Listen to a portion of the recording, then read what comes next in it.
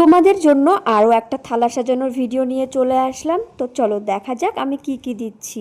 তো সবার প্রথমে দিয়ে দিয়েছিলাম লেবু লঙ্কা, তারপরে দিয়েছিলাম শসা। আসলে বাড়িতে যেইটুকুই রান্না হোক না কেন সেটুকুই যদি আমরা ভালোভাবে পরিবেশন করে তোমাদের সামনে উপস্থাপন করি তো তোমাদেরও দেখতে ভালো লাগে। তারপরে দিয়ে দিয়েছিলাম পটল ভাজা আর সাথে ছিল আলু ভাজা, এরপরে ছিল কাঁকরোল ভাজা, তার সঙ্গে ছিল ডাল।